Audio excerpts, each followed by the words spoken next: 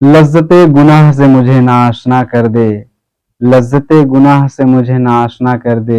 اے سلطان الاولیاء، اے شہنشاہ بغداد، واہ کیا مرتبہ غوث ہے بالا تیرا، اونچے اونچوں کے سروں سے ہے قدم اعلیٰ تیرا۔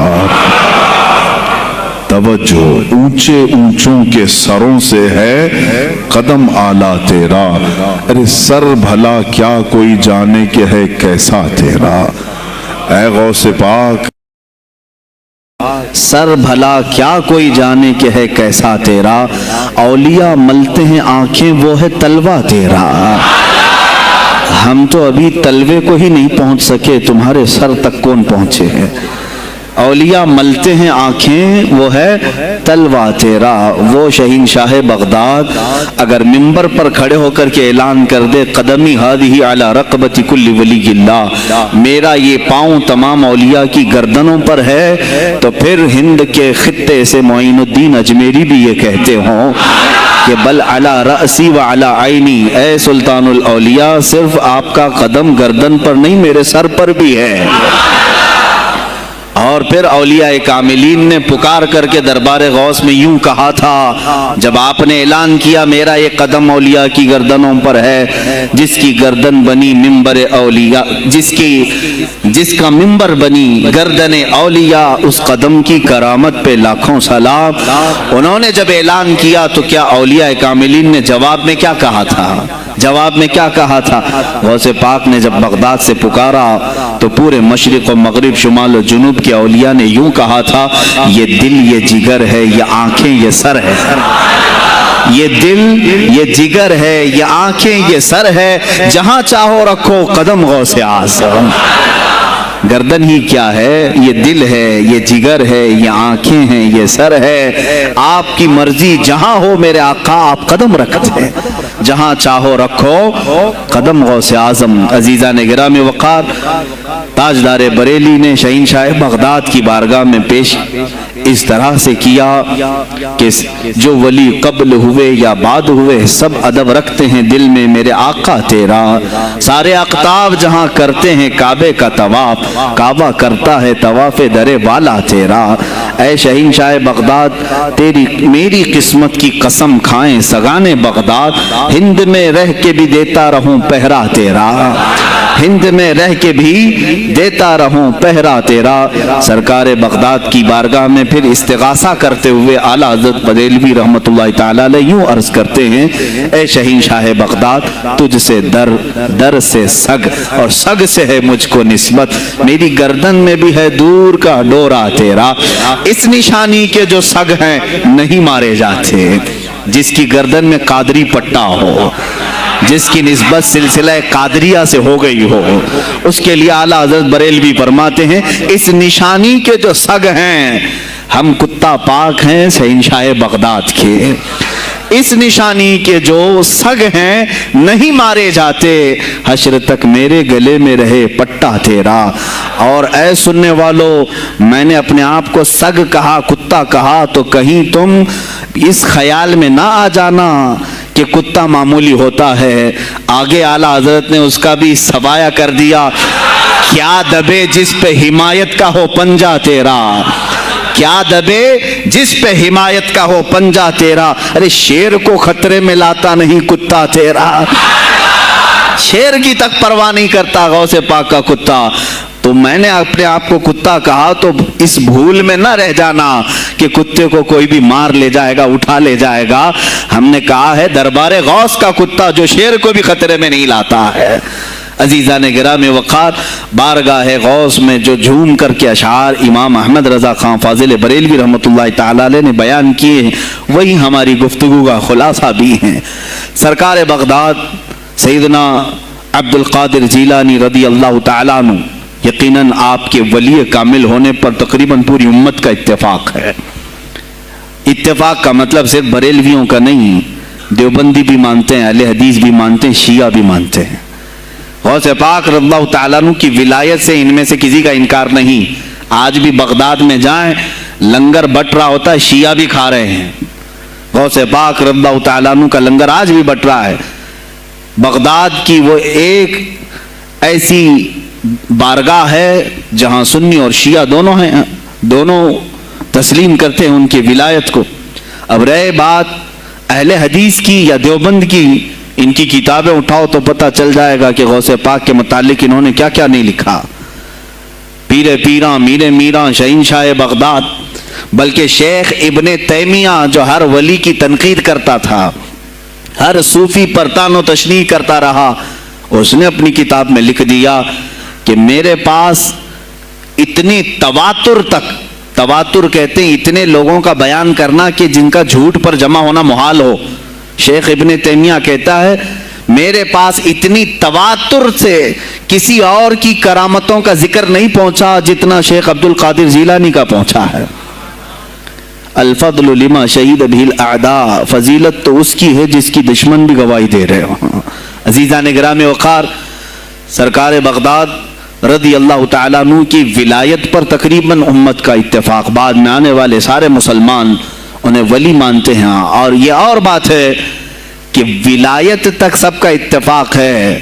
اب غوث کے مقام کے متعلق الحمدللہ ہم منفرد ہیں اس میں، اس لیے کہ ہم انہیں غوث اعظم بھی کہتے ہیں، استغاثہ بھی کرتے ہیں۔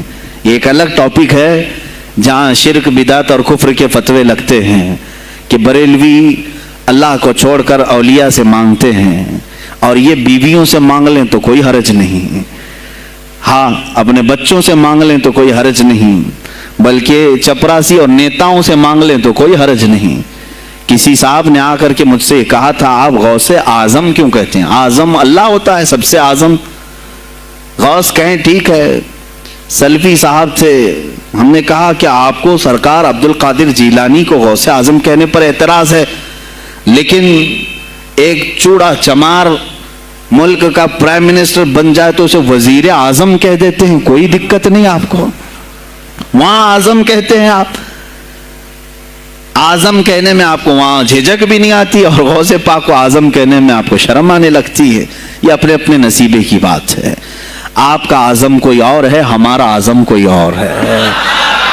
عزیزان گرامی، سرکار بغداد شہنشاہ ولایت سلطان الاولیاء سیدنا عبد القادر جیلانی رضی اللہ تعالیٰ عنہ، ماں کے پیٹ سے ہی ان کو ولایت عطا کی گئی۔ یہ وہ اولیاء میں سے ہیں جن کا پیدائشی اللہ تعالیٰ نے منتخب فرمایا ہے، بلکہ جس وقت آپ کی ولادت ہوئی یہ شعبان کا آخری دن، اور آپ کی والدہ ماجدہ کے بطن سے آپ اس عمر میں پیدا ہوئے جب عورتوں میں اولاد کی امید ختم ہو چکی ہوتی۔ آپ کی ماں کی عمر 60 سال کی تھی جب آپ پیدا ہوئے، یہ خود اپنے آپ میں ایک کرامت ہے۔ اور سرکار بغداد رضی اللہ تعالیٰ عنہ جب جیلان میں پیدا ہوئے تو آپ کا معمول تو دیکھیں، آپ کی ماں خود بتاتی ہیں دوسرے سال غالباً لوگوں کو چاند میں شک ہو گیا، 29 کا چاند نظر آیا کہ نہیں آیا، بعض کہنے لگے ہو گیا ہوگا، بعض کہنے لگے نہیں ہوا ہوگا، تو یوم الشک کہتے ہیں، یعنی 30واں جو شعبان کا ہوتا ہے، وہ ایک رمضان بھی ہو سکتا ہے 30 شعبان بھی۔ تو لوگ آئے حضرت فاطمہ ام الخیر کے پاس جو غوث پاک کی ماں ہے، پوچھا کہ کل کا چاند ہوا کہ نہیں ہوا، ہمیں شک ہو گیا ہے۔ آپ نے کہا چاند ہو گیا ہے اور رمضان شروع ہو چکا ہے۔ کہا کیسے؟ کہا صبح سے میرا بیٹا عبد القادر دودھ کو منہ نہیں لگایا ہے، اور میرے بیٹے کا یہ معمول ہے پچھلے رمضان سے ہی، جس وقت غوث پاک پیدا ہوئے رمضان شروع تھا۔ ان کی ماں کہتی ہیں سحری سے لے کر افطار تک غوث پاک اپنی ماں کا دودھ نہیں پیتے تھے۔ یہ بچپنے میں ماں کی گود میں روزے کا آپ کے اوپر کوئی مکلف نہیں تھے، آپ احکام شریعت ابھی آپ کے اوپر لاگو نہیں تھے، لیکن اللہ کا ایک ولی آتا ہے تو وہ نظام خدا قائم کرنے کے لیے آتا ہے۔ آج میں اسی پر گفتگو کرنا چاہوں گا، اللہ کے اولیاء ظاہر کیوں ہوئے دنیا میں اور کیوں آتے ہیں؟ ان کا سب سے بڑا مقصد دنیا میں آنے کا، جلوہ بار ہونے کا، وہ یہ ہوتا ہے کہ نظام خداوندی کو زمین پر قائم کریں، جس کی کائنات ہے اسی کی بات یہاں پر قائم ہونی چاہیے۔ اب یہ باتیں وقت کے ساتھ گزرتی جاتی ہیں اور لوگ بھول جاتے ہیں۔ آپ سب کو پھر میں یاد دلا دوں، میرے عزیز، میں نے بھی اور آپ نے بھی اللہ سے ایک وعدہ کیا ہے، ہماری روحوں نے اللہ سے وعدہ کیا ہے، جب اللہ تعالیٰ نے ہمیں پیدا بھی نہیں کیا تھا اس وقت ہماری روحوں کو بلا کر اس نے ایک وعدہ لیا، الست بربکم، کیا میں تمہارا رب نہیں ہوں، میں تمہارا مالک اور خالق نہیں ہوں؟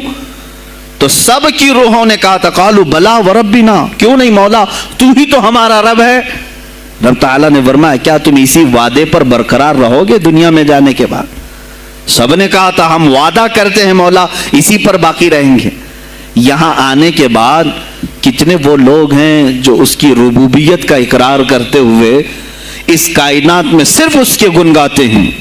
کفار و مشرکین تو وعدہ خلاف ہیں، توڑ دیے، انہوں نے اللہ کے علاوہ کسی اور کو خدا بنا لیا، لیکن تم نے اللہ اکبر تو کہا، زبان سے تو تم نے تسلیم کیا، لیکن تمہارا رہن سہن یہ بتاتا ہے کہ تمہارا مالک کوئی اور ہے، کسی اور کو راضی کرنے میں لگے ہوئے ہو، کسی اور کی دریوزہ گیری کر رہے ہو، کسی اور کی خوشامدی میں کھڑے ہوئے ہو، درباروں کے آستانوں کے دروازوں پر تمہارا کھڑا ہونا گھنٹوں پر کسی کو راضی کرنے کے لیے، یہ تمہارا عمل بتاتا ہے کہ تم نے رب اعلیٰ کو اکبر نہیں سمجھا۔ وعدہ تو تمہاری روحوں نے کیا تھا کہ تیرے سوا کسی کو ہم حاکم نہیں تسلیم کریں گے، حاکم اعلیٰ صرف اللہ ہے۔ اولیاء کاملین یہی بات یاد دلانے کے لیے آتے ہیں، پھر تمہیں یہ یاد دلانے کے لیے آتے ہیں، اور جس شان سے وہ دنیا میں آتے ہیں بچپن سے ہی ان کے حالات ایسے ہوتے ہیں کہ شریعت طاہرہ کی پابندی ان کے ہر قول و عمل میں نظر آتی ہے، ہر قول و عمل میں۔ اس لیے کہ ہم جس کی زمین پر ہیں اور جس کی آسمان کے نیچے ہیں، بات ہوگی تو صرف اسی کی ہوگی، بات ہوگی تو صرف اسی کی ہوگی۔ مجھے ایک بات یاد آتی ہے، سرکار مفتی اعظم ہند رحمۃ اللہ تعالی علیہ آپ کے سامنے کوئی صاحب تقریر کر رہے تھے، یہ زمین سب کی ہے، ان کی بھی ہے، ان کی بھی ہے، ان کی بھی ہے۔ آپ نے کہا چپ رہو، زمین اللہ کی ہے اور صرف اللہ کا نام ہو۔ یہ سب کی ہمت نہیں بولنے کی، زمین اللہ کی ہے اور اللہ ہی کا یہاں پر اللہ ہی کی بولی بولی جائے، اسی کے لیے زیب دیتا ہے۔ جس کے گھر میں رہ رہے ہو اسی کی بات کرو۔ عزیزان گرامی اوقات، سرکار بغداد ان کی کرامات اپنی جگہ پر، لیکن ان کی زندگی کے کچھ اہم گوشے میں لے کر آج حاضر ہوں۔ آج ہمارے حالات کے اعتبار سے بھی ضرورت ہے اس کی۔ جب آپ پروان چڑھتے رہے اپنی ماں کی گود میں، بہت جلدی آپ کے والد گرامی کا انتقال ہو گیا۔ آپ سے خود پوچھا گیا تھا غوث پاک سے، آپ کی جوانی میں یا جب آپ کا شہرہ بغداد میں بہت ہو گیا تب پوچھا گیا تھا آپ کو اپنے ولی ہونے کا احساس کب ہوا؟ غوث پاک سے ہی پوچھا گیا تھا آپ کو کب پتا چلا اللہ نے آپ کو ولایت کا یہ مقام عطا کیا؟ آپ فرماتے ہیں جب میں 10 سال کا تھا، مدرسے جاتا تھا تو غیب سے ایک آواز آتی تھی، افصحوا فی المجالس لولی اللہ، غیب سے آواز آتی تھی اے لوگوں مجلس میں جگہ چھوڑ دو، اللہ کا ولی آ رہا ہے۔ یہ آواز صرف میں نہیں، میرے استاد بھی سنتے، وہاں بیٹھے شاگرد بھی سنتے، اور سب کھڑے ہوتے تھے، جگہ دیتے تھے۔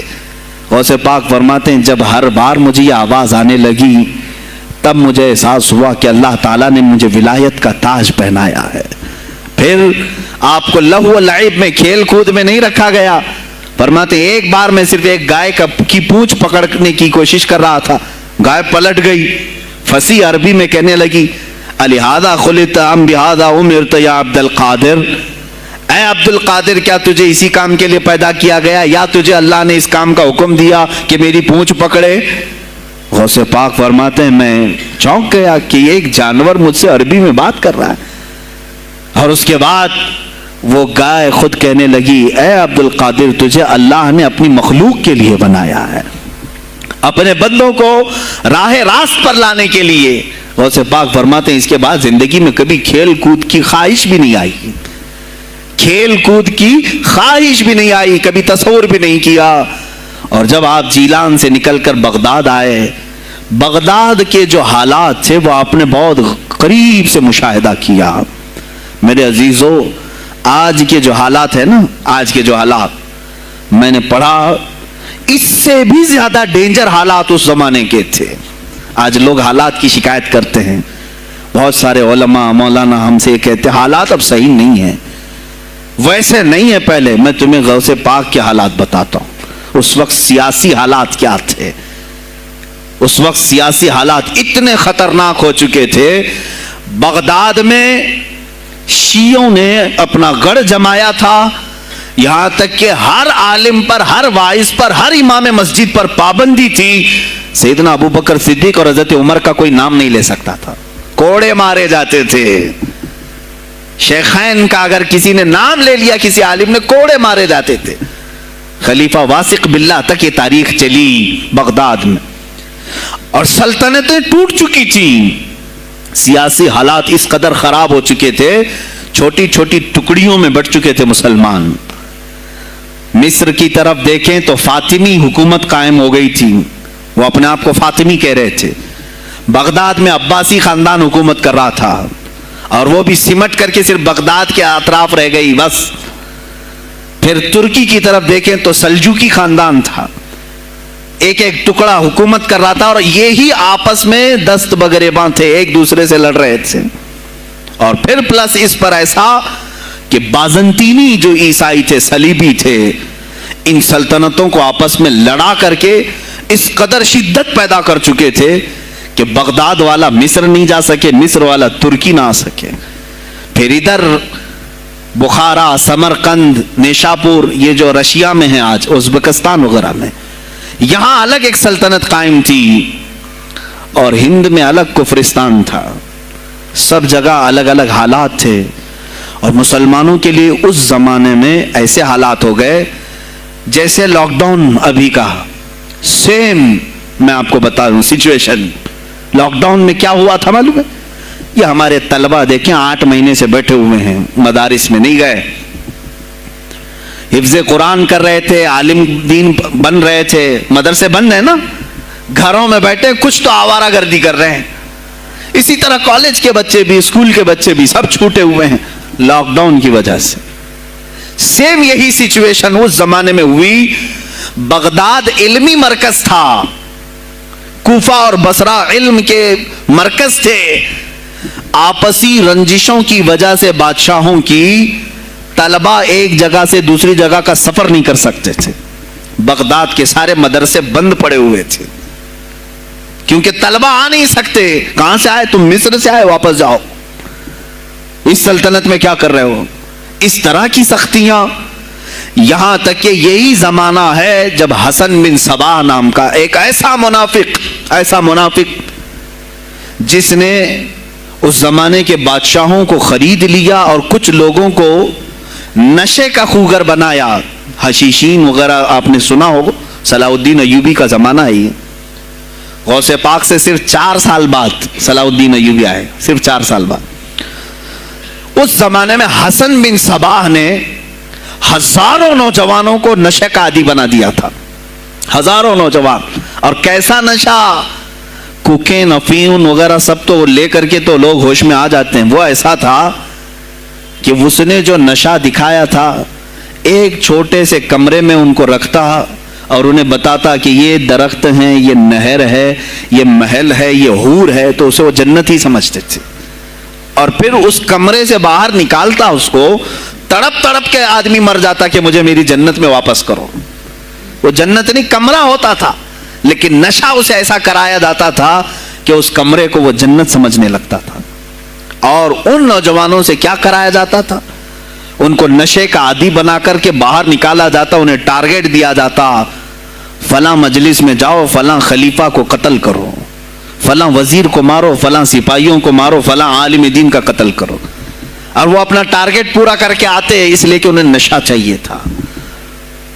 وہ 1 دن 2 دن سے زیادہ اس نشے کے بغیر رہ نہیں پاتے ہیں، وہ اپنا ٹارگیٹ کرنے کے لیے اپنی جان بھی جوخم میں ڈالتے ہیں۔ اس طرح کے کئی حملے خلفاء پر کرائے حسن بن صباح نے۔ اور جانتے ہیں، میں نے آج تاریخ دیکھی، حسن بن صباح نے علماء اہل سنت کو اس زمانے کے 40,000 علماء کو قتل کرایا۔ یہ وہ زمانہ تھا جب بغداد کا حال یہ تھا کہ نشہ زیادہ ہو چکا تھا، علم دین کے مراکز بند ہو رہے تھے، اور علماء بولنے میں ہچکچا رہے تھے، ڈر رہے تھے، اور سلطنتیں آپس میں ایک دوسرے سے ٹکرا رہی تھیں۔ جو خلیفہ بیٹھتا وہ نہایت عیاش قسم کا خلیفہ آتا تھا، اکثر خلیفہ عیاش آئے، ان کے حریم میں, ان کے حرم خانے میں, یعنی ان کے محل میں 40 عورتیں ہوا کرتی تھیں جن کے ساتھ وہ وطی کرتے, جمع کرتے. جبکہ وہ مسلمان خلیفہ ایک بادشاہ کے لیے چاہے کوئی بھی ہو 4 سے زیادہ کی اجازت ہے, 40 کنیزاؤں کے ساتھ وہ زندگی گزار رہے ہوتے. اس میں عیسائی بھی ہوتی, یہودی بھی ہوتی, سب قسم کی ہوتی. یہ خلفاء کا حال تھا. تم کیا کہہ رہے ہو ہمارے زمانے کو؟ ارے حالات برے ہیں, حالات برے ہیں. ابھی اور میں بتاؤں کتنے برے حالات اس زمانے میں تھے. علماء کو کوڑے مارے جاتے تھے اگر بولے. ارے شیخین کا نام لینے پر پابندی بغداد میں لگ گئی ہو, اس سے بڑا اور ظلم کیا ہو سکتا ہے؟ سیدنا ابو بکر صدیق حضرت عمر کا نام لینے پر کوڑے مارنے لگائے جاتے. ایسے حالات میں شہنشاہ بغداد سیدنا عبد القادر جیلانی بغداد آئے ہیں جب آپ کی عمر صرف 18 سال کی تھی. 18 سال کی جوانی میں آپ نے ملاحظہ کیا, حالات کو دیکھا, تعلیم حاصل کی بڑے بڑے اساتذہ سے. آپ کے اساتذہ فقہ میں الگ ہیں, حدیث میں الگ ہیں, تفسیر میں الگ ہیں, علم کلام میں, کئی علوم و فنون پہ آپ نے مہارت حاصل کی. اس کے بعد حالات دیکھ کر کے آپ نے کیا کہا, یہ اب یہاں سے میں ہر ایک عالم دین کے لیے بشمول من میرے لیے نصیحت سمجھتا ہوں. غور سے سن لیں. غوث پاک رضی اللہ تعالیٰ عنہ کی زندگی میں ایک موڑ ایسا آیا, اور شاید میں نے بھی کبھی کئی مرتبہ اس طرح سوچا ہے, میں کمپیئر نہیں کر رہا ہوں, لیکن سنیں, حالات کو دیکھ کر کے غوث پاک نے جنگل کا رخ اختیار کر لیا. کیا لینا دینا ہے اس دنیا سے؟ اور آپ خود فرماتے ہیں کہ میرے دل میں یہ ارادہ تھا نہ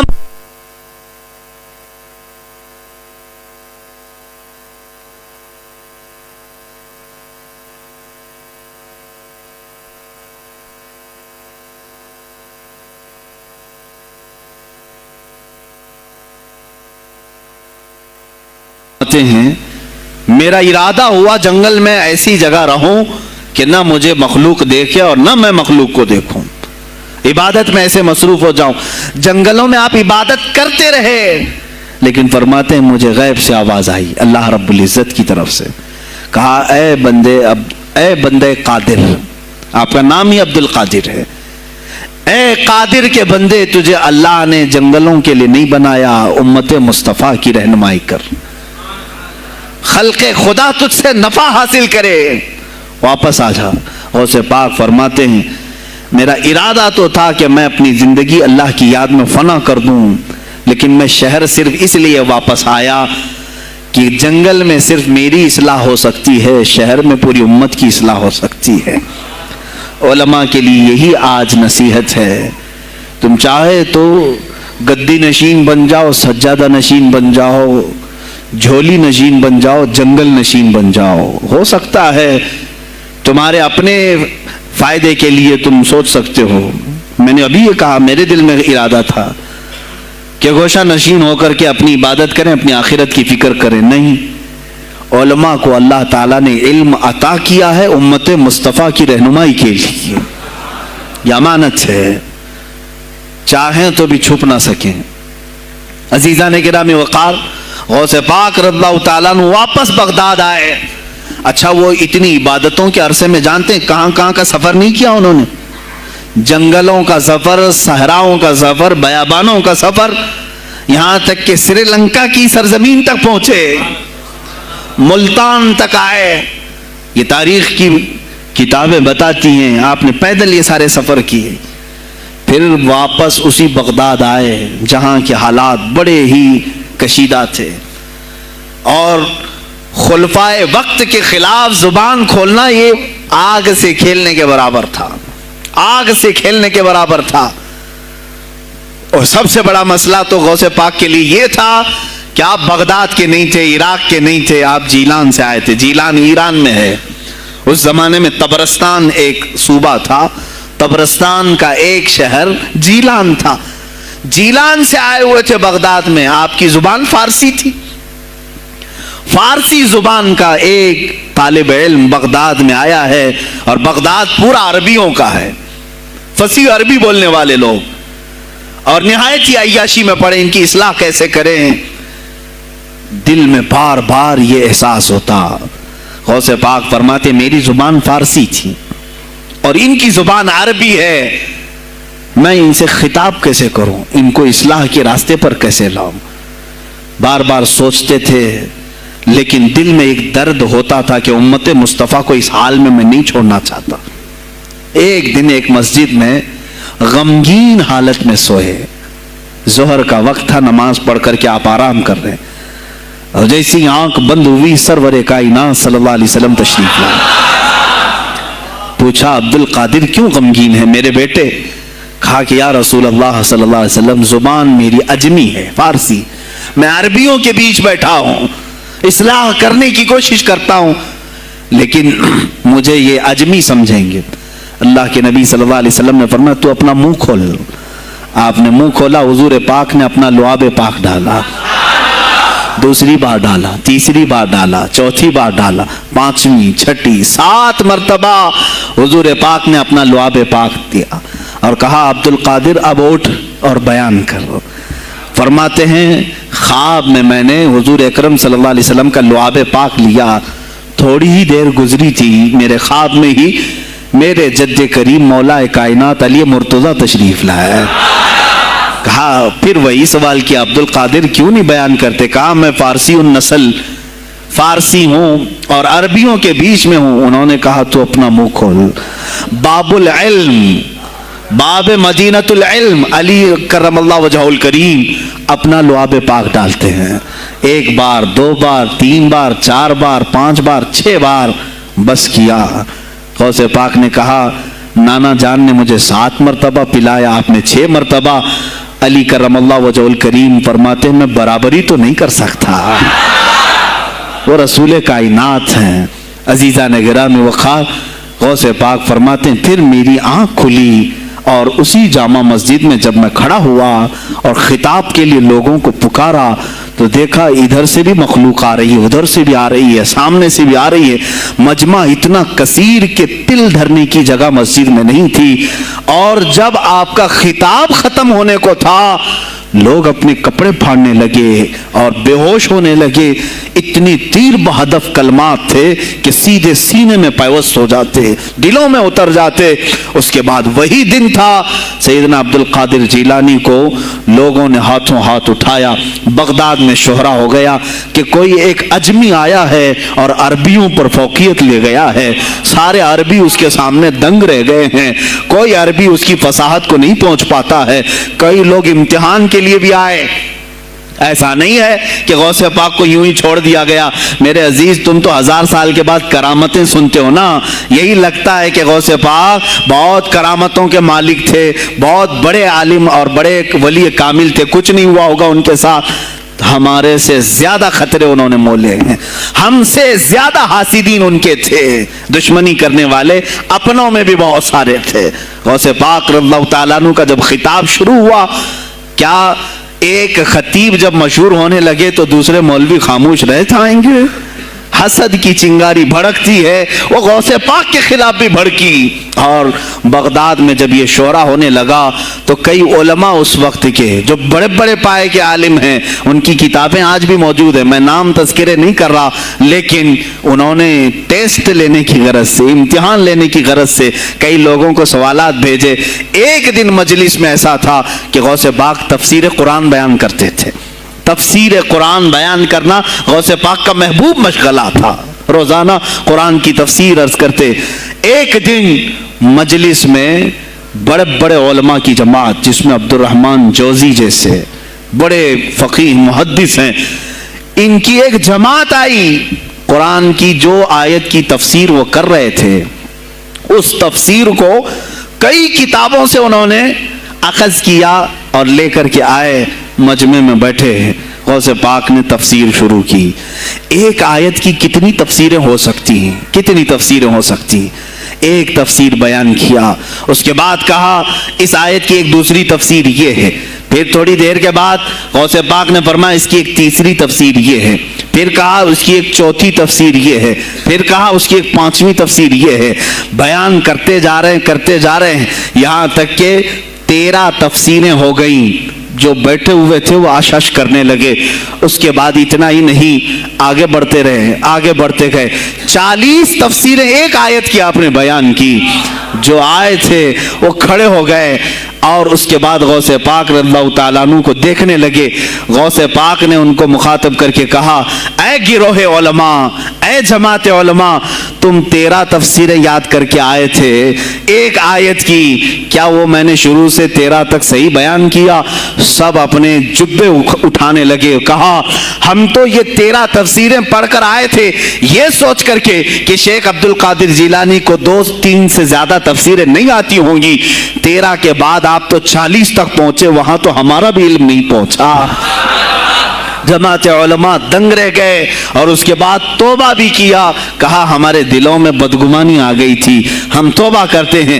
غوث پاک رضی اللہ تعالیٰ عنہ ایک اور مجمع ایسا ہے کہ اس میں 40 کے قریب علماء ہے. سوالات الگ لے کر کے پھنسائیں گے کسی طرح سے ان کو, ڈیفیکلٹ سوالات لے کر کے. ایک بات یاد رکھنا, مشکات شریف کی حدیث ہے جس نے علم اس لیے حاصل کیا کہ کسی عالم کو نیچا دکھا دوں, اسے پھنسا دوں سوال کر کے, حضور فرماتے ہیں قیامت کے دن اسے آگ کی بیڑیاں پہنائی جائیں گے, اس کی زبان کو آگ کی کینچی سے کھینچا جائے گا.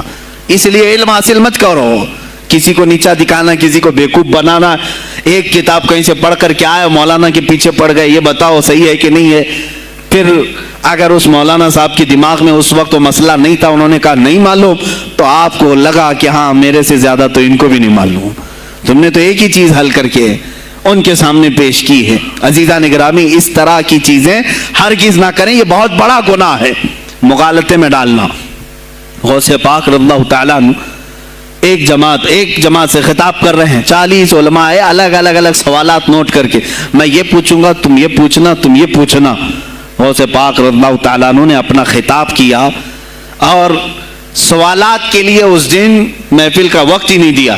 کہا آج سوالات کوئی نہیں کرے گا. وہ لوگ تو سوالات لے کر کے آئے تھے. سب مجمع میں خطاب کے بعد جس کو جو پوچھنا ہے آپ کہتے ہیں کہ پوچھ لو, اس دن کا کوئی نہیں پوچھے گا, آؤ صرف مصافحہ کر کے جاؤ.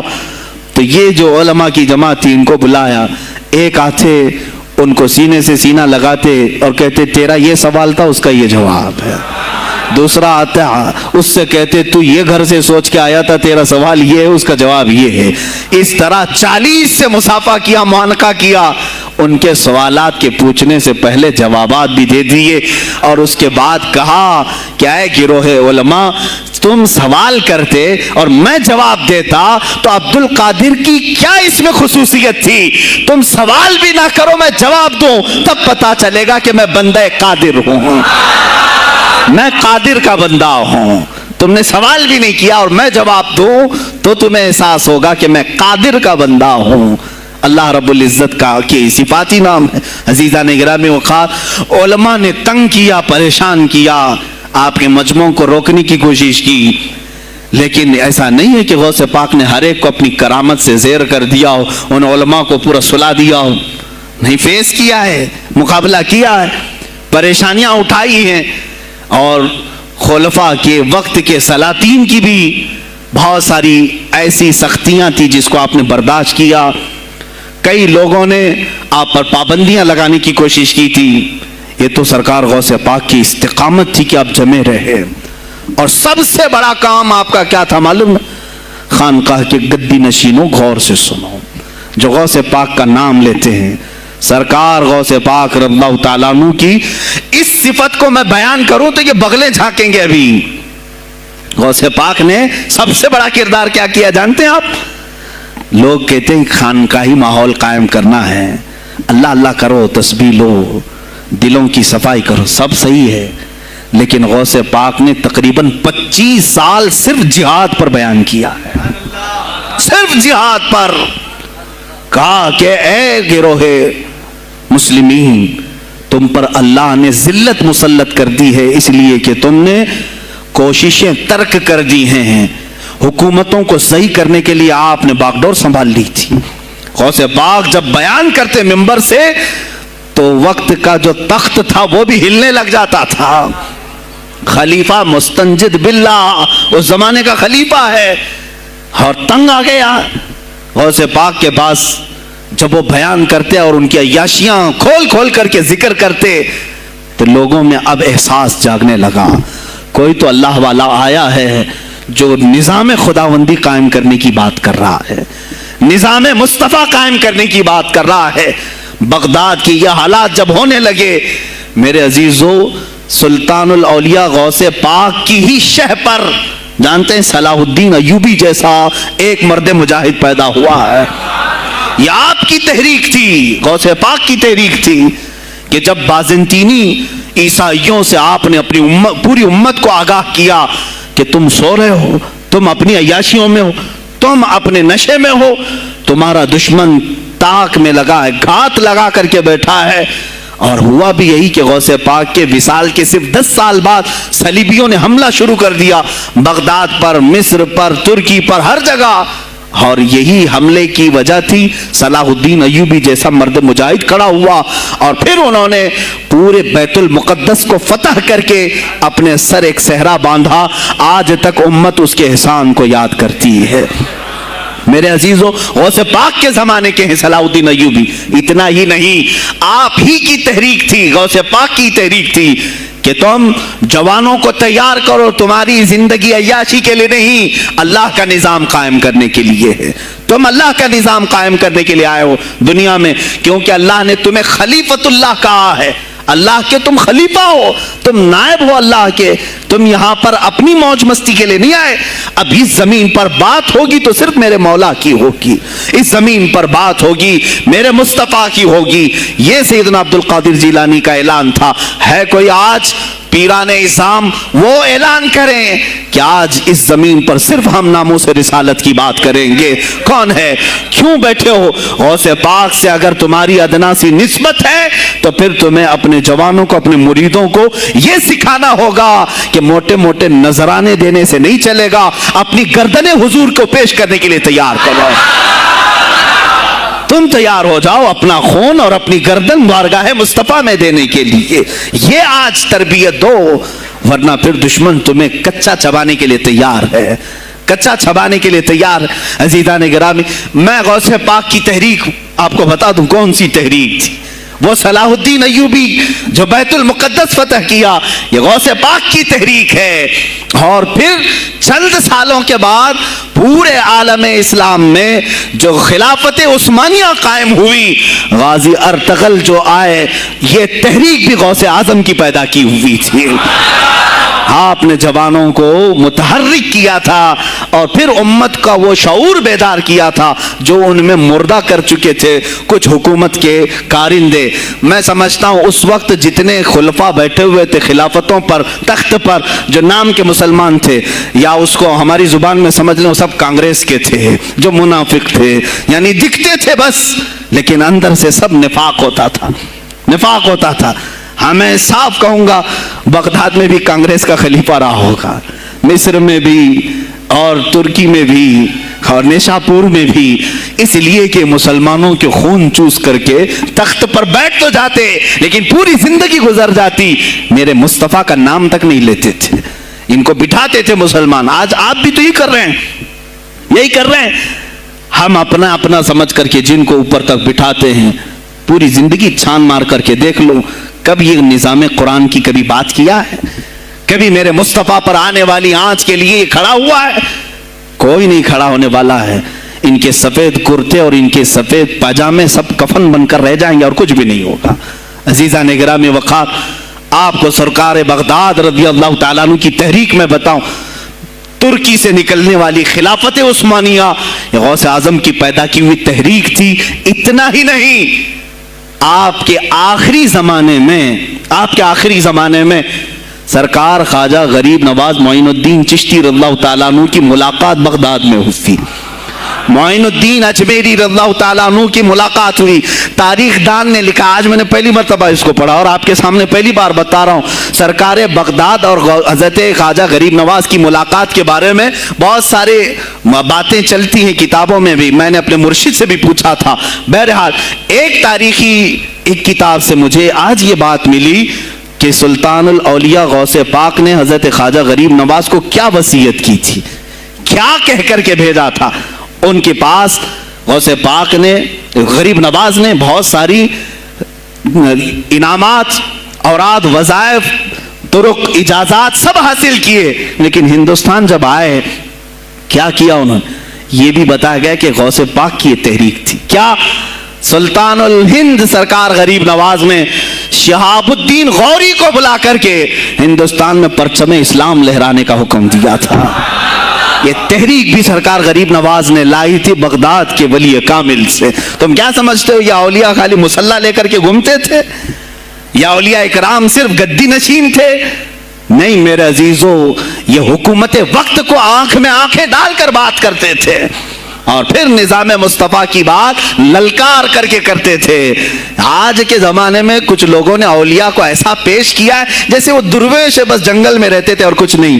نہیں میرے عزیزو, وہ اللہ کے شیر تھے, اللہ کے شیر تھے.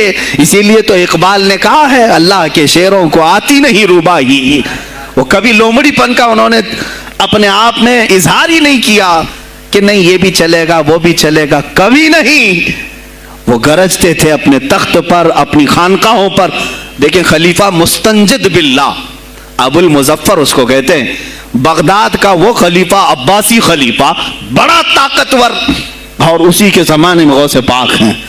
ایک فارس سے آنے والے اجمی عبد القادر, شیخ عبد القادر, جب بغداد کی جامع مسجد میں بیان کر رہے ہوں در و دیوار ہل رہے ہیں. وہ اپنے خلافت کے دربار میں بیٹھا ہے خلیفہ, اچانک بہت زور کی آواز آئی, پورے محل میں گونج گئی. پوچھا یہ آواز کیسی بغداد میں؟ لوگوں نے معلوم کر کے بتایا کہ شیخ عبد القادر جیلانی نے چھینک ماری, ان کے مریدوں نے صرف جواب دیا ہے. ان کو چھینک آئی تھی, جواب میں لوگوں نے یرحمک اللہ کہا, وہ خلیفہ وقت کے محل تک پہنچ گئی آواز. تو اس نے کہا یہ تو پورا ہلا دینے کی بات ہے. ایک بات یاد رکھو میرے عزیزو, آواز ہو سکتا ہے تمہاری مسجد سے باہر جائے نہ جائے, تمہاری آواز کا دار و مدار تمہارے گلے پر نہیں ہے. ایک بار تم پکارو گے, پہنچانا میرے مولا کا کام ہے.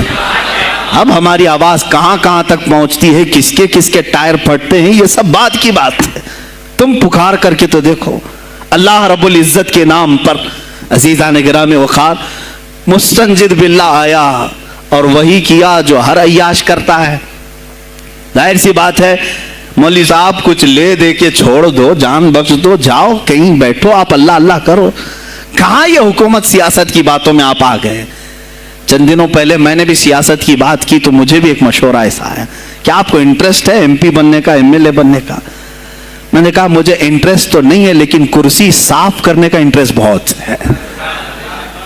اس پر جو کچرا ہے اس کو صاف کرنے کا انٹرسٹ بہت ہے.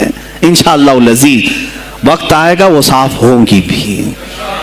عزیزان گرامی, مستنجد باللہ 10 اشرفیوں کی تھیلیاں لے کر سونے کی غوث پاک کے دربار میں آیا. آپ مریدین کے ساتھ بیٹھے, ارے وہ حال و قال کی مجلسیں ہیں. مستنجد باللہ آیا, غوث پاک کی بارگاہ میں کہا کہ حضور آپ قبول کر لیں, نذرانہ ہے. آپ نے کہا تو رکھ لے اپنا نذرانہ, تو اپنے پاس رکھ لے. کہا کہ ہدیہ قبول کرنا سنت ہے, آپ سنت کے خلاف کرتے ہیں. غوث پاک نے کہا اللہ ایک تھیلی لیا اور اپنے بغل میں دبا کر کے اس کو نچوڑنا شروع کیا تو اس سے خون ٹپکنا لگا. خون اتنا ٹپکنے لگا تو حاضرین مجلس دم بخود رہ گئے. خلیفہ مستنجد باللہ بھی دیکھ رہا تھا. غوث پاک نے فرمایا ابھی تو یہ ایک تھیلی ہے, میں 10 کو نچوڑوں گا تو یہ خون تیرے دربار تک پہنچ جائے گا, تیرے دربار تک پہنچ جائے گا. تو مجھے وہ اشرفیاں دینے آیا ہے جو تو نے غریبوں کے مال کو چوس کر کے حاصل کیا, تو مجھے خریدنے کے لیے آیا ہے. اگر مجھے تیرے خاندان کی حرمت کا خیال نہ ہوتا تو میں آج پورے بغداد کی نالیوں میں اسی کا خون بہاتا. خلیفہ مستنجد باللہ بے ہوش ہو گیا، اور اس کے بعد جب ہوش آیا اس نے توبہ کیا اور آپ کے ہاتھ پر بیعت بھی کیا۔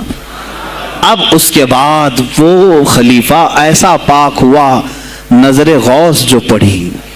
اب اس کے بعد دربار خلافت کے حالات کیا ہو گئے سنیں۔ میں آج سیاست پر بات کر رہا ہوں۔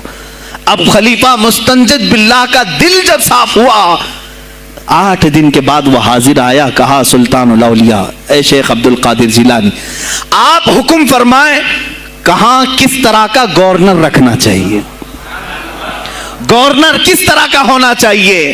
آپ نے غوث پاک نے اپنے خلفاء کو حکم دیا کہ لسٹ بنائی جائے، اسلامی سلطنت میں گورنر کون ہوگا، لسٹ بنی، کہا وہ ہوگا جس کی تہجد قضا نہیں ہوتی، وہ گورنری پر آئے گا جو سنت رسول کو ہلکا نہیں سمجھتا ہوگا، وہ گورنری پر آئے گا جس کی نمازیں کوئی قضا باقی نہ رہی ہوں، اس لیے کہ جو اللہ کا قرضہ باقی رکھے گا وہ لوگوں کا بھی مال کھا جائے گا۔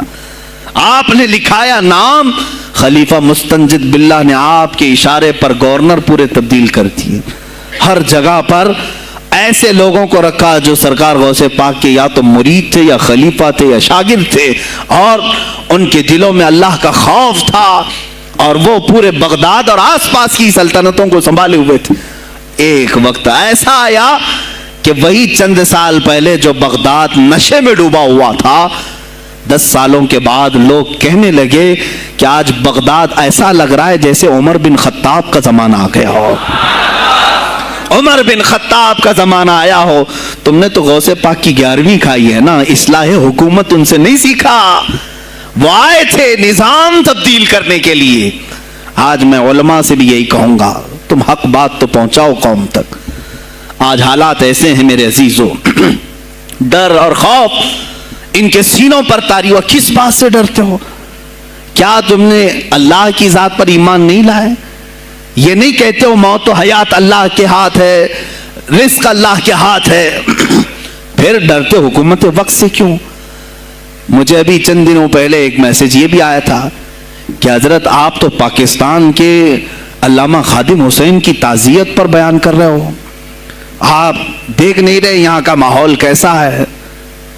عزیزان گرامی، اس دن مجھے افسوس اس بات پر ہوا، سوال پر، ہائے افسوس، اس قدر تمہارے ضمیر مردہ ہو گئے، اس قدر تم بزدل ہو گئے، لاکھوں لوگوں کے دلوں میں شمع عشق مصطفیٰ جگانے والے پر تمہاری زبان بند ہے، تمہاری زبان بند ہے۔ میں نے صرف ایک جملہ کہا، کوئی فرق نہیں پڑتا، میں اس ملک میں رہ رہا ہوں جہاں کا پرائم منسٹر ایک سور خبیث فرانس کے صدر کے لیے ٹویٹ کر سکتا ہے، تو میں پڑوسی ملک کی کسی عاشق رسول کی تعزیت کیوں نہیں کر سکتا؟ کیوں نہیں تعزیت کر سکتا؟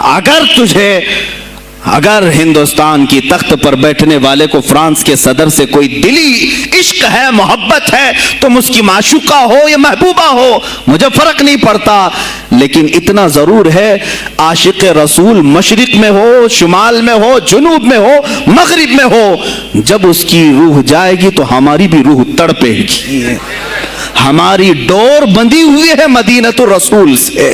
میرے آقا صلی اللہ علیہ وسلم کی جو بات کرے گا وہ پھر کسی بھی ملک کا باشندہ ہو۔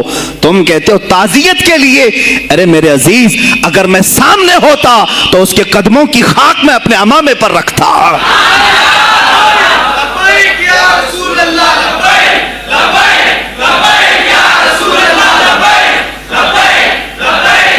عزیزان گرامی وقار، یہ بہت خاموشی ہم نے اختیار کی، بہت خاموشی، کوئی بات نہیں۔ تم دیکھو گے حالات خراب ہونے کی جو شکایات آج کر رہے ہیں علماء، تم سب کے سب جاؤ گے۔ مجھے ابھی بچوں نے بتایا کوئی کانگریس کے لیڈر کا انتقال ہو گیا تو پیر صاحب تعزیت کے لیے باہر کھڑے ہو گئے، باہر آ گئے، ہم ان کی تعزیت کرتے ہیں۔ ڈوب مرو چلو بھر پانی میں، تمہاری گدی پہ ہی مر جاؤ۔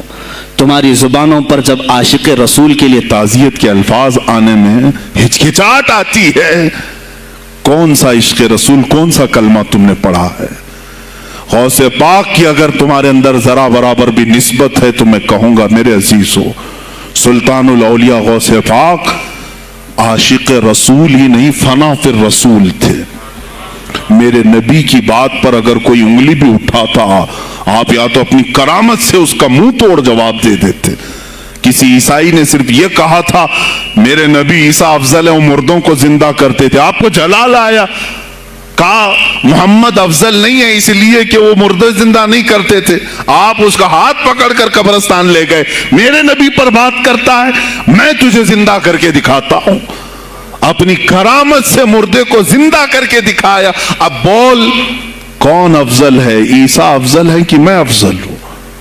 तूने तो ईसा अलैहिस्सलाम को मुर्दे जिंदा करते देखा तो नहीं, लेकिन अब्दुल कादिर को सामने देखा।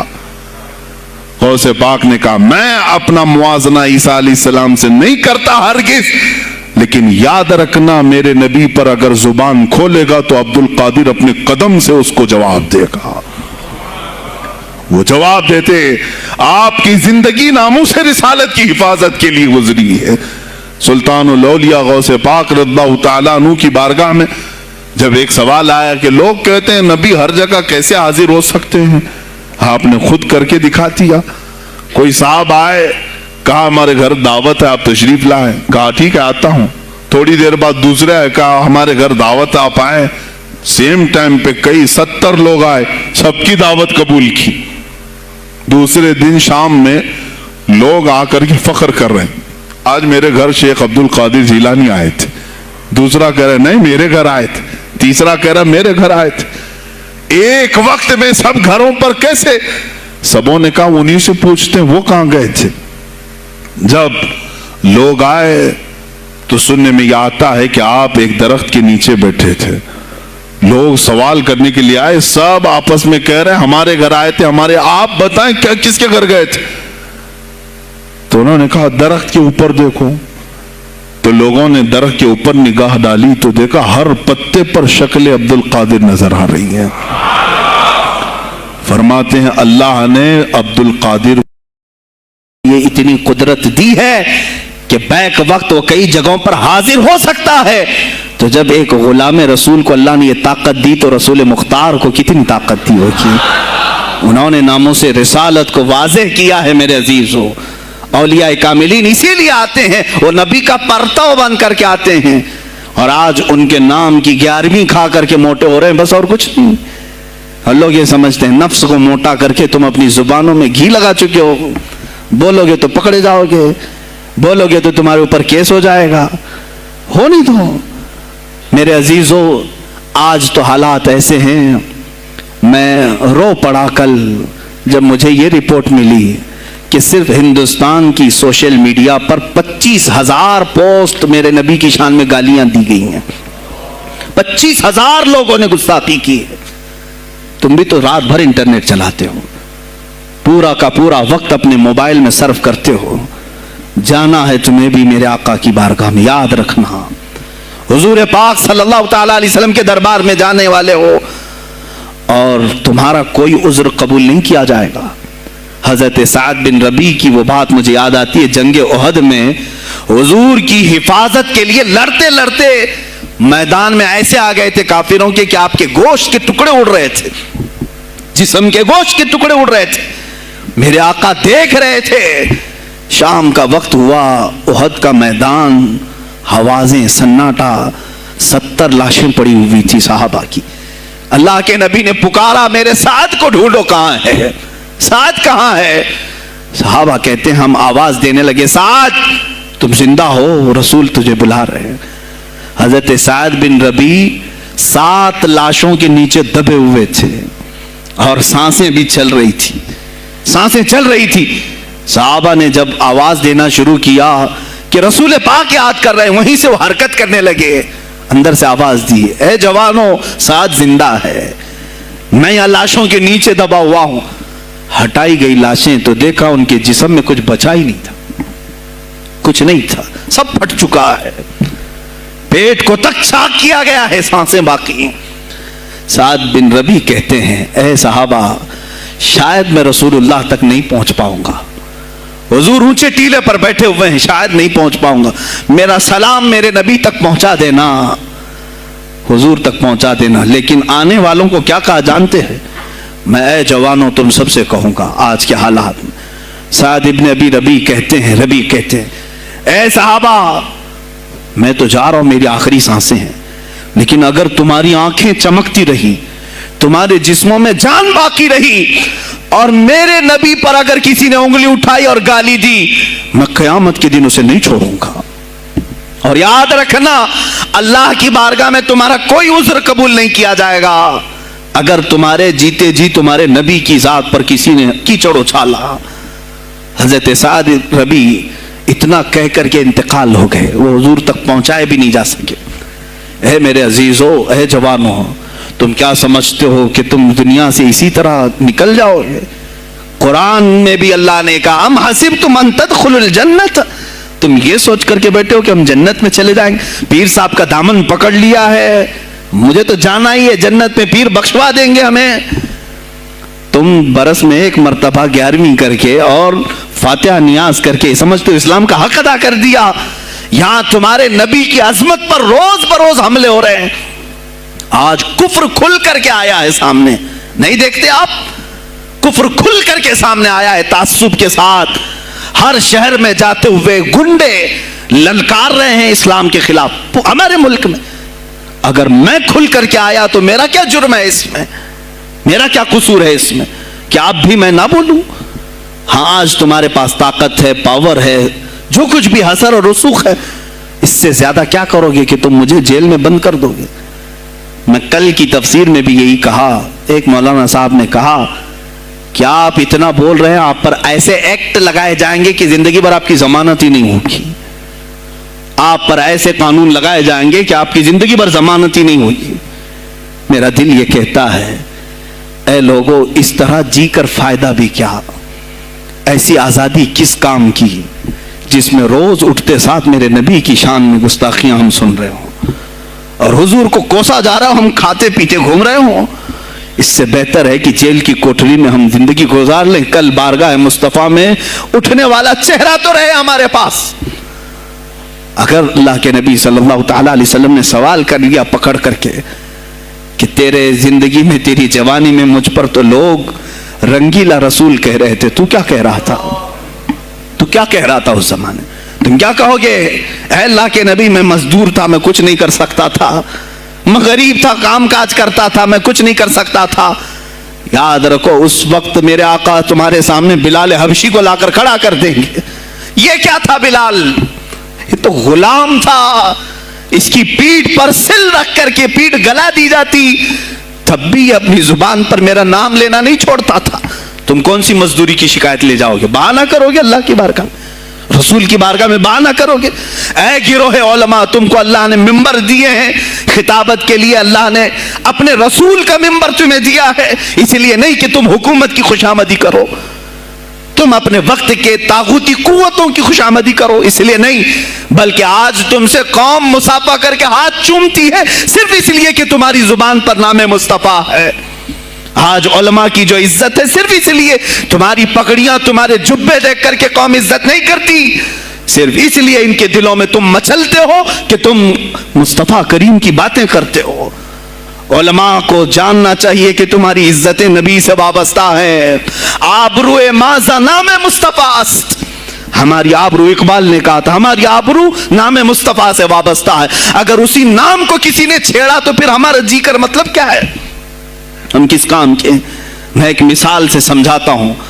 مسجد ہے, دیوار کے پینٹ کو اگر کسی نے کھرچ لیا تو ہو سکتا ہے معاف کر دیں, ہم اس کو چھوڑ دیں. کسی نے لکیر نکال دی دیوار پر, ہم چھوڑ دیں اس کو. لیکن میاں وہ ہمارے سامنے آ کر پلر ہلانے لگ گیا اور مسجد کا یہ پلر توڑنے لگ گیا, خاموش بیٹھو گے؟ اور اگر تم خاموش بیٹھے تو اس کا انجام کیا ہوگا؟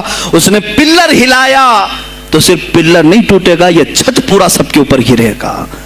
آج ظالم کفار پورے تمہاری جڑ کو ہلا رہے, میرے نبی کی ذات کو, سیدھے مصطفیٰ کریم کی ذات کو ہلا رہے ہیں. اللہ کے حبیب صلی اللہ تعالی علیہ وسلم کی ناموس کو ہلکے میں مت لینا میرے عزیزو. لاکھوں جانیں جاتی ہیں, جائیں اسلام پر. حضور اکرم صلی اللہ تعالی علیہ وسلم کی ذات کو ہلکے میں مت لینا. اور اگر انہوں نے ہلانا شروع کیا ہے اگر حضور کی ذات پر، حیرت ہو رہی، 25,000 پوسٹ تم میں سے کس نے کمپلینٹ کی ہے؟ سائبر کرائم کو کمپلینٹ کر سکتے تھے، ہمارے جذبات کو ٹھیس پہنچا ہے، ہم آزاد ملک میں رہ رہے ہیں، میرے نبی سے چھیڑ چھاڑ کیوں ہو رہی ہے؟ کسی نے آواز اٹھائی؟ کچھ ہیں اللہ ماشاءاللہ، کچھ علماء، کچھ وکلا اس کے پیچھے لگے ہوئے ہیں، لیکن میرے عزیزو ہر مسلمان کا یہ ہے تمہاری نسبت رسول پاک سے ہے۔ اب انہوں نے ہلانا شروع کیا تو انتظار کرو، جس دن یہ چھت گرے گی عذاب بن کر سب پیچھے جائیں گے، سب اس میں گرفتار ہوں گے انشاءاللہ العزیز۔ ہم مہم چھیڑیں گے اس بات کی، اگر آج تم کثرت میں ہو تو اس کا کیا مطلب جو چاہے تم کر لو گے؟ ہم اتنے گئے گزرے تو نہیں ہیں کہ ہمارے نبی کے اوپر بھی تم چلے جاؤ۔ ہاں ہمیں رون دیا، ہمیں مار دیا، ہمیں قتل کر دیا، سب برداشت کر لیا، لیکن اب اس سے آگے نہیں برداشت کریں گے انشاءاللہ العزیز۔ میں آواز دیتا ہوں اسی منبر سے، اے گروہ علماء، اے جماعت صوفیہ، اے خانقاہ کے گدی نشینوں، باہر آؤ حکومت وقت سے ایک مطالبہ یہ کرو، اے حکومت وقت کے تخت پر بیٹھنے والوں، ہمارے ہند میں پارلیمنٹ میں بھی ایسا قانون پاس کرو کہ کوئی میرے نبی کی ذات پر بھونکے تو اسے موت کی سزا ہو جائے۔ ہم یہ چاہتے ہیں، اگر اس قانون کو تمہیں لانے میں کچھ زندگیوں کی ضرورت ہے تو یہ فقیر حاضر ہے اور میرے ساتھ بھی کچھ تمہارے لیے حاضر ہو گئے، لے لو ہماری جانیں اور ایک قانون ایسا بنا دو تاکہ قیامت تک پھر یہاں پر کوئی نہ بھونکے میرے نبی کی ذات پر۔ تم قانون صرف میرے نبی کے لیے نہیں، تم اپنے دیوی دیوتاؤں کے لیے بناؤ، شانتی سے رہو۔ ہم نے کبھی تمہارے خلاف بھونکا نہیں ہے، ہم نے کبھی دیوی دیوتاؤں کو چھیڑا نہیں ہے، اس لیے کہ اسلام اس کی اجازت نہیں دیتا، ہم گالی نہیں دیتے، ہم اسلام کی حقانیت سے بیان کرتے ہیں، لیکن خاموش رہنے کی یہ سزا ہمیں دی جا رہی ہے کہ ہمیں گالیاں دیتے دیتے یہ اب ہمارے نبی تک پہنچ گئے، ہماری ماں عائشہ صدیقہ تک پہنچ گئے، اور ہمارے تمام اکابرین اسلاف تک پہنچ گئے، اور 25 کروڑ کی تعداد میں خاموشی یہ اچھی نہیں ہے میرے عزیزو، اچھی نہیں ہے۔ آج افسوس اسی بات کا ہے جن کو اللہ تعالیٰ نے اپنے نبی کی نیابت عطا کی ہے، وہ نائب رسول ہیں یا کسی خانقاہ کے گدے نشین ہیں، تم یہ مت سمجھ لینا کہ تمہارے آبا و اجداد کمال کے تھے، بزرگان دین تھے، تم چھوٹے جاؤ گے، نہیں، سوال تو ہوگا، تمہیں سوال ہوگا، مجھ سے بھی ہوگا، میں یہ نہیں کہہ رہا ہوں کہ میں کوئی الگ ہوں، سوال ہوگا۔ آؤ سر جوڑ کر کے ہم اس سلسلے میں کوشش کریں۔ غوث پاک رضی اللہ تعالیٰ عنہ کا یہی میسج تھا، ہندوستان میں شہاب الدین غوری نے جو پرچم اسلام لہرایا وہ آج تک اس کی دین ہے کہ مسلمان زندہ ہیں، اب مسلمان باقی ہیں۔ پوری دنیا میں نظام کو صحیح کرنے کے لیے آواز اٹھانا یہ بھی اولیاء کاملین کی بات ہے، ان کی صفات ہیں، صرف اپنی خانقاہ میں اللہ اللہ اور ذکر کرانا ہی ان کا کام نہیں تھا، وہ دلوں کو تو دھلتے ہی تھے، لیکن جو نظام سنبھال رہا ہوتا اس کی باغ ڈور کو بھی دھلتے تھے، اس کی بھی صفائی کرتے تھے۔ تو اللہ کا ڈر رکھنے والا کرسیوں پر آئے، جو کسی کا خون چوسنے والا نہ آئے۔ عزیزان گرامی وقار، اپنے سیاسی شعور کو بھی بیدار کرو، سیاست کو سمجھو، تم کب تک استعمال ہوتے رہو گے؟ اب اس میں علماء کو بھی آنا چاہیے کہ ان کے سیاسی شعور کو بیدار کرے۔ تمہارے ساتھ آج جو کھیل کھیلا جا رہا ہے، تم ہر ایک کی جے وجے کرتے ہوئے ہر پارٹی کے پیچھے جاتے ہو، تم نے آج تک اپنا قائد نہیں ڈھونڈا، اپنا قائد نہیں ڈھونڈا۔ اور ان کو دیکھو، وہ کہتے ہیں کہ اگر پیٹرول 200 لیٹر بھی ہو جائے تو ہمارے قائد تو یہی ہیں، اس لیے کہ ہمارا ہم مذہب ہے، وہ ہمارے مذہب کی بات کرتا ہے۔ تمہارا کون ہے میرے عزیز؟ تم کسی پر متفق نہیں ہوتے، اور جو تمہارے لیڈر ہیں وہ کسی اور کے پلو میں چھپے ہوئے ہیں، ہاں کسی اور کی گود میں بیٹھے ہوئے ہیں، جا جا کر کے یہ سارے مسلمانوں کو کسی اور کے ہاں بیچ کر کے آتے ہیں۔ یہ سیاسی شعور بیدار کرو۔ مجھے معلوم ہے میری یہ باتوں کا سخت سے زیادہ ایکشن کون لے گا، مجھے معلوم ہے، سب سے زیادہ کس کو کھلبلی مچے گی وہ بھی مجھے معلوم ہے، اسی لیے کہ میں ان سیکولر پارٹیوں کے بارے میں بول رہا ہوں جو چہرہ سیکولر بتا کر کے ہم آپ سب کے ووٹ لے کر کے چلے جاتے ہیں۔ اور پھر مجھے بتاؤ جن کو تم اپنا مسیحا سمجھ کر کے ان کے پیچھے جے جے کرتے گھومتے رہتے ہو, تمہارے مذہب پر آج کیا حملے نہیں ہوئے ہیں؟ کیا نہیں ہوئے؟ کشمیر آج تک جل رہا ہے. کہاں یہ کانگریس کیوں نہیں بات کرتی ہے جو پورے مسلمانوں کی مسیحا ہے؟ کہاں ہے وہ سماج وادی, وہ بی ایس پی, فلاں فلاں فلاں جو پارٹیاں جن میں سب مسلمان جاتے ہیں؟ کیا ان کو اتنا بھی شعور نہیں کہ وہ پارلیمنٹ میں اس کے خلاف بات کریں, کہیں کہ یہ مسلمانوں کے ساتھ ظلم ہو رہا ہے, ہم ان کے ووٹ لیتے ہیں؟ نہیں بات کریں گے, یہ صرف اور صرف تمہیں استعمال کرتے ہیں. اور انہیں معلوم بھی ہے ہم نے ان سب کو خریدا ہے, ان کے لیڈروں کے منہ میں اپنی زبان رکھی ہوئی, یہ کوئی بولے گا نہیں, انہیں معلوم ہے. تمہیں یہ اندازہ نہیں میرے عزیزو, آج میں بولوں تو لوگوں کو تکلیف ہوگی. کشمیر کے ایسے حالات ہیں, رو رہے ہیں وہاں پر. ایک مولانا ہے, مسجد کے امام ہیں, انہوں نے کہا باضابطہ حلفیہ کہا نوجوان میرے پاس نماز کے لیے آتا تھا, اس نے یہ کہا کہ حضرت کیا سوسائڈ کرنے کی اجازت ہے؟ کہا کیوں؟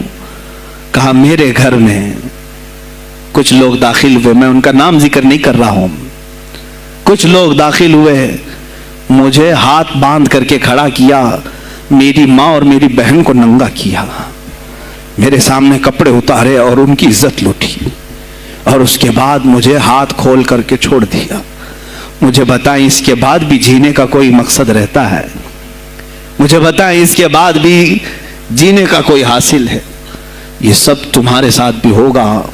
جہاں میجورٹی ان کی مسلمانوں کی تھی وہاں یہ ننگا ناچ کر کے دکھایا ہے, تو یہاں تو تم بہت قلت میں ہو, تمہارے ساتھ بہت کچھ ہو سکتے ہیں اب بھی اگر خاموش رہے. اسی لیے میں بار بار کہتا ہوں, اٹھو وہ گھر نہ حشر نہ ہوگا پھر کبھی, دوڑو کہ زمانہ چال اپنی چل گیا. تم اپنی سیاست کو منتخب کرو, تم اپنی قیادت کو منتخب کرو, اور اگر ابھی بھی سیاسی لاشعوری کی زندگی گزارتے رہو گے, لقمے بنتے چلے جاؤ گے, یہ کھاتے چلے جائیں گے. بات میں سلطان الاولیاء غوث پاک کی کر رہا تھا, لیکن مجھے یہ حالات پر گفتگو ضرور کرنی ہے, اس لیے کہ مجھے معلوم نہیں ہے کہ میری زبان پر کب تالے لگائے جائیں گے یا میری گردن پر کب چھری پھیری جائے گی, مجھے اس کا اندازہ نہیں. لیکن اے مسلمانوں, تم میری ذات سے الجھتے ہو تو الجھ جاؤ, مجھے اگر بلیم کرتے ہو, تانے مارتے ہو تو مار لو. چند دنوں کی بات ہے, جب تک میری سانسیں چل رہی ہیں تب تک مجھے گالیاں دو گے, لیکن جس دن میں بھی دنیا سے جاؤں گا اس دن تم ہماری باتیں یاد رکھو گے, اس دن یاد کرو گے. مجھے اپنے بچوں کو یہی بتانا ہے کہ اب وہ دور آیا ہے جہاں ممبروں سے بھی بولنے میں اب گھبراہٹ ہے. لوگ اپنے خوف کے مارے ایسے ہیں کہ اپنی روزی روٹی کے چکر میں میرے مصطفیٰ کی گالیاں سننا برداشت کر رہے ہیں. دیتا ہے دینے دو نا, ہمارا کیا بگڑتا ہے. اس پوزیشن میں تم آئے ہو آج, تمہارا امام جب اتنا بزدل ہے تو تمہارے دلوں میں کون سا ایمان باقی رہ جائے گا. اس لیے شعور پیدا کرو. اگر اولیاء کی نسبت تمہارے دل میں ذرا برابر بھی باقی ہے تو اٹھو میرے عزیزو, آپ قیامت کے دن جواب دہ ہوں گے میرے نبی صلی اللہ تعالی علیہ وسلم کی عظمت پر. آج جو حملے ہو رہے ہیں یہ ہماری زندگی کا سب سے بڑا ایشو ہے. آج مطالبے کرو, مانگو تو کس چیز کو مانگو؟ بس یہ ہے کہ میری نبی کی عزت سلامت رہے, مجھے دنیا میں اور کچھ نہیں چاہیے. اتنا مطالبہ تو کر سکتے ہو, اتنا مطالبہ کرو, اور پھر دیکھو میرے مصطفیٰ کی طرف سے انعام کیا ملے گا, اللہ کی طرف سے انعام کیا ملے گا. ارے وہ مرد قلندر جو پاکستان میں ابھی شہید ہوا, کس بات کا اعلان کرتا تھا, کس کو پکارتا تھا, کس کو للکارتا تھا؟ صرف یہی تو بات کرتا تھا کہ تاجدار ختم نبوت, اور میدان میں معذوری کے ساتھ بھی آ کر کہتا تھا لبیک یا رسول اللہ, اے اللہ کے رسول میں حاضر ہوں, میں حاضر ہوں, اپنی جان لے کر آیا ہوں. اور تم یاد رکھنا تمہاری ٹانگیں تو سلامت ہے, کل بروز قیامت ہو سکتا ہے تمہارا سامنا اس خادم حسین سے ہو, تمہاری ٹانگیں دیکھ کر کے پوچھی جائیں گی. معذور ہونے کے بعد جب کوئی میدان میں میرے نبی کی عظمت پر پہرا دینے کے لیے آ سکتا ہے تو تم نے اپنی ٹانگیں کس کام کے لیے رکھی تھی؟ میرے عزیزوں, میں نے جتنی طاقت مجھے اللہ نے دی میں بول رہا ہوں, اب اس کے بعد کا محاذ تمہیں سنبھالنا ہے, آگے کی ہماری فکروں کو تمہیں لے جانا ہے. شاید اس زمانے میں ہم جی رہے ہیں جہاں اتنی آزادی نہیں ہوگی, چھوٹی سی بات کو آج بہت بڑا بنا کر کے اسے ختم کیا جاتا ہے، لیکن مجھے اندازہ ہے اس بات کا، ہندوستان کی آزادی میں بھی میرے اکابرین میں 30,000 علماء نے اپنی جانیں دی ہیں۔ کشمیر سے لے کر دلی تک ہر درخت پر ایک عالم کی لاش لٹکی ہوئی تھی، ان کی جانیں، ان کی قربانیاں رائے گاہ نہیں گئیں۔ 70 سال سے ہم مزے لے رہے ہیں، ان کی قربانیاں ہیں یہ۔ علامہ فضل حق خیر آبادی کو انڈمان نکوبار پوری زندگی کے لیے قید کر کے ختم کر دیا گیا، مزار بھی وہیں پر ہے آج۔ تو آج مجھے اندازہ ہے اگر میں نے اس بات کی شروعات کی ہے، ہو سکتا ہے یہ جو کچھ بھی ہمارے ساتھ کریں، لیکن مجھے میرے رب ذوالجلال کی ذات پر یقین ہے۔ میں یہی کہوں گا، اے اللہ، اگر ہمارے مقدر میں شہادت ہے تو اس سے بہتر کوئی اور موت ہے نہیں۔ اے رب ذوالجلال، اس حالت میں دنیا سے اٹھا جب تو ہم سے راضی ہو۔ اگر تو نے ہمارے لیے ایک لمحے کے لیے بھی ناراضی ہے، مولا پھر ہمیں مہلت دے دے کہ تجھے راضی کر کے جائے، تجھے راضی کر کے جائے۔ میرے مصطفیٰ صلی اللہ تعالیٰ علیہ وسلم کو قبر میں ہمیں دیکھنا ہے، اس لیے ہم قبر میں جا رہے ہیں، لیکن اس حال میں دنیا سے جائیں کہ ان کی عظمت پر کچھ بول تو سکیں، ان کی ناموس پہ کچھ کر تو سکیں۔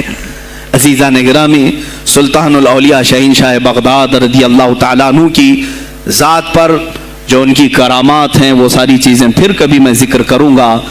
آج اسی پر میں اختتام کرتا ہوں، اسی پر جیو اور اسی پر مرو۔ انہیں جانا انہیں مانا، نہ رکھا غیر سے کھا، للہ الحمد میں دنیا سے مسلمان گیا۔ آج لے ان کی پناہ، آج مدد مانگ ان سے، پھر نہ مانیں گے قیامت میں اگر مان گیا۔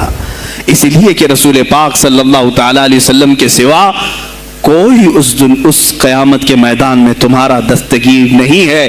جب تک وہ تیری سفارش نہ کریں، اللہ بھی تجھ سے کلام کرنے والا نہیں ہے۔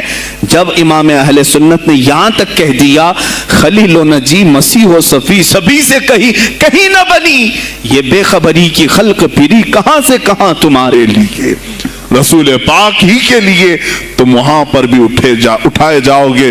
میں یہی میسج دے کر کے جاؤں گا جو میرے مرشد گرامی نے آخری وقت دیا تھا، زندگی یہ نہیں کسی کی کسی کے لیے، زندگی ہے نبی کی نبی کے لیے۔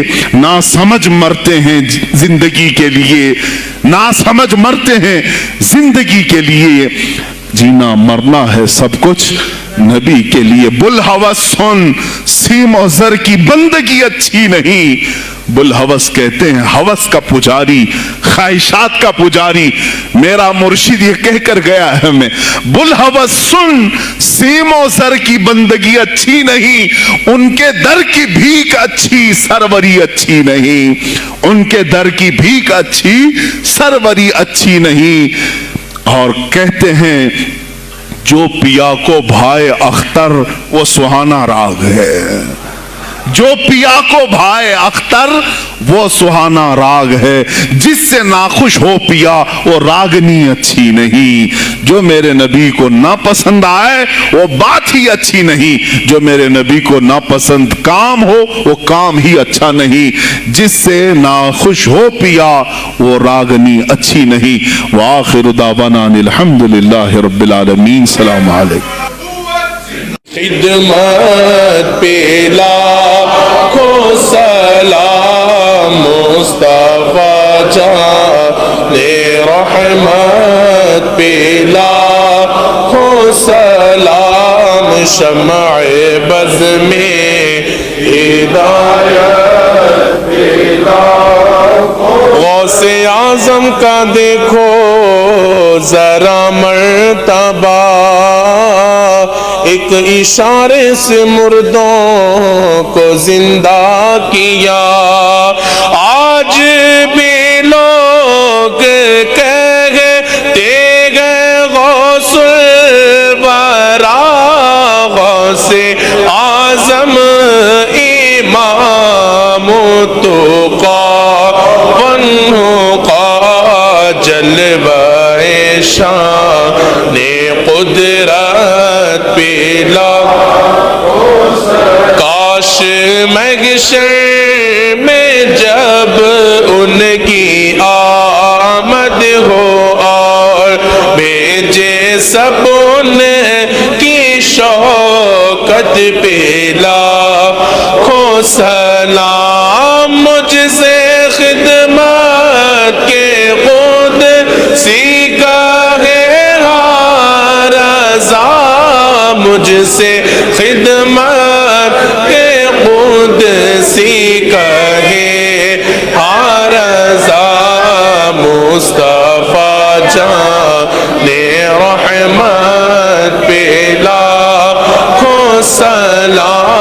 शम्अ बज़ में हिदायत दिला। वो रज़ा आला हज़रत बरनी के शान डाल दी क़ल्ब में अज़मत मुस्तफ़ा। जिसका सुन्नी मनाते हैं यौमे रज़ा, उस इमाम अहले सुन्नत पे लाखों सलाम। मुस्तफ़ा जाने रहमत पे लाखों सलाम। शम्अ बज़ में हिदायत दिला। ला शरफ़ नबी अकरम मुहम्मदिन मुस्तफ़ा सल्लल्लाहु अलैहि वसल्लम व आलिहि व अस्हाबिहि व औलियाए मिल्लतिहि व जमीअल मुस्लिमीन वल मुस्लिमातिल किरामिल फ़ातिहा।